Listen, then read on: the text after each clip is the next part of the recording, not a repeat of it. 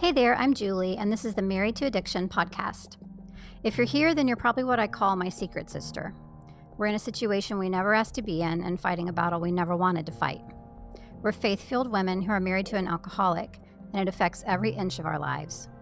If that sounds like you, then this is a safe place for you to land. Married to Addiction is a faith-based podcast where I help you find the tools and strength you need to navigate your husband's addiction without losing yourself in the process.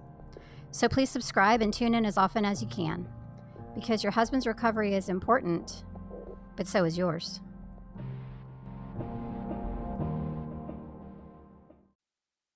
Hello, and welcome into episode 113 of the Married to Addiction podcast. Today's episode is called, Why Should I Keep Praying If God's Going to Do What He Wants Anyway? If you're anything like I was in the middle of the storm of my husband's addiction, you have probably asked yourself that question at least once and maybe 100 times. Why should I even keep praying if God is ultimately going to do what He wants? And I get it. I do. Because this is not just a question. It's more like a cry that often comes from a heart that is worn out from pleading, from hoping, from praying, without seeing any kind of the change that we are so desperately longing for. So today I want to explore this question a little bit, and I want to open up what prayer really means for us in this situation and why it actually matters more than ever, even when the outcome feels completely out of our control. So why does this feel so hopeless sometimes? Well, when you're married to an alcoholic, it can often feel like your prayers are hitting a brick wall because you've prayed for the drinking to stop. You've prayed for the lies to end. You've prayed for peace in your home, healing in your husband's heart, those kinds of things. And sometimes they just don't change. Or if they do, it's only temporary. So you start wondering, okay, well, what's the point? Because if God's already decided what He's ultimately going to do in my situation, in my husband's life, in my life, why do I keep asking for my prayers to be answered? But here's what I've come to understand through a lot of pain, a lot of tears, and a lot of wrestling with God myself. Prayer is not about controlling outcomes. It's about surrendering to a relationship. So prayer is our lifeline in chaos. And I want you to kind of picture like a ship on a stormy sea. Okay. That ship is your life right now, right? Is that how it feels?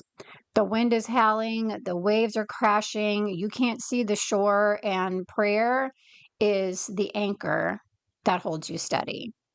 So it doesn't stop the storm, but it keeps you from being lost in it.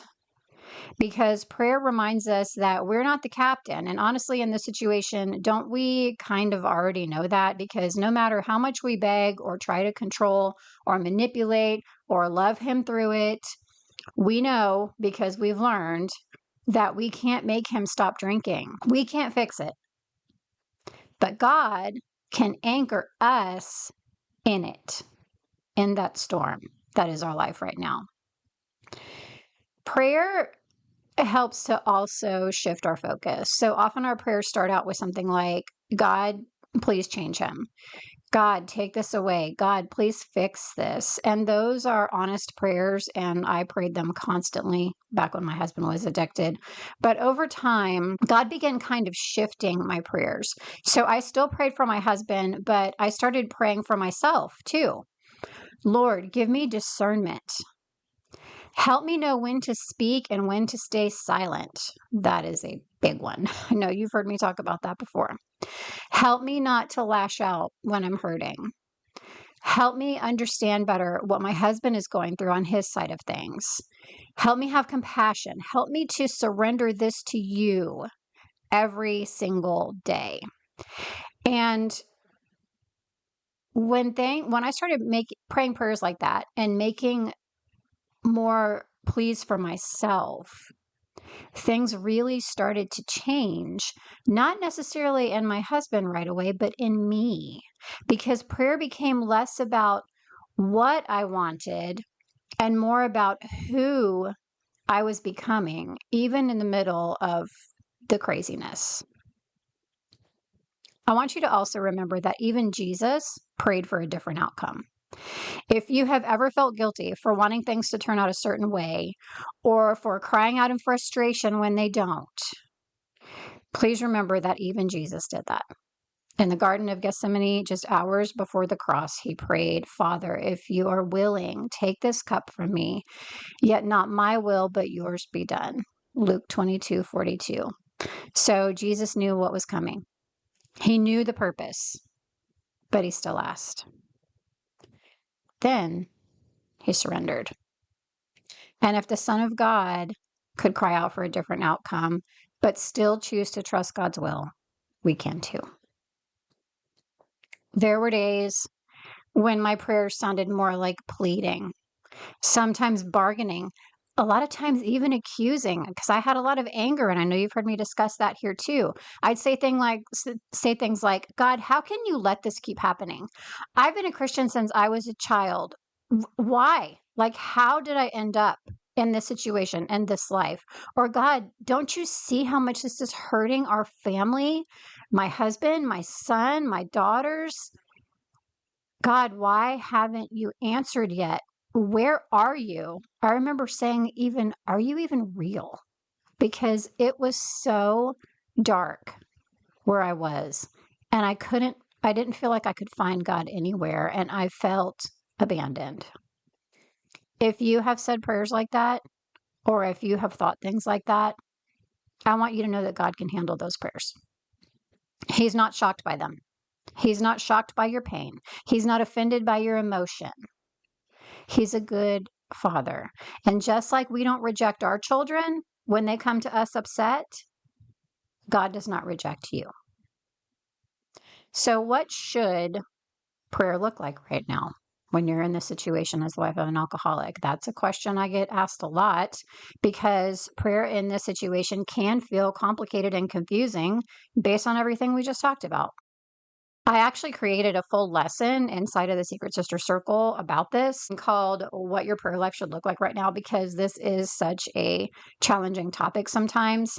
So in that lesson, I talk about why some of the ways we're used to praying might not actually be helpful, what to ask for, especially in this season of crisis, how to pray without constantly spinning in fear or desperation, and how to build a prayer life that's honest and spiritually strengthening. That lesson is really one of the most important things, because if we don't have a solid prayer foundation in this, when everything else feels shaky, it's really easy to fall into that hopelessness of feeling like you're abandoned by God. So if that is something that you feel like you could use, that lesson is available right now, as are all the lessons in the Secret Sister Circle, because they are all on demand. If you are interested in learning more about that option, just head to secretsisterscircle.com. That's plural, sisters plural, secretsisterscircle.com. I would love to welcome you into that safe and special space that we have created over there. So in closing, I want to encourage you to keep praying, even when it hurts, even if it feels pointless. If you're tired, if you feel like God is silent, if your prayers have turned into sighs or tears, or even just silence at this point, He still sees you and He still hears you. Romans 8:26 says, "The Spirit helps us in our weakness. We do not know what we ought to pray for, but the Spirit Himself intercedes for us with groans that words cannot express." So even when you don't have the words, your heart is still heard. You are still held. So keep praying. Not because prayer guarantees the outcome that you want, but because prayer guarantees that you won't face this alone, because God is still good and He is still present and He is still listening. So until next time, I encourage you to keep going, keep praying, and know that you are deeply, deeply loved. Thank you so much for listening, and I will see you next time.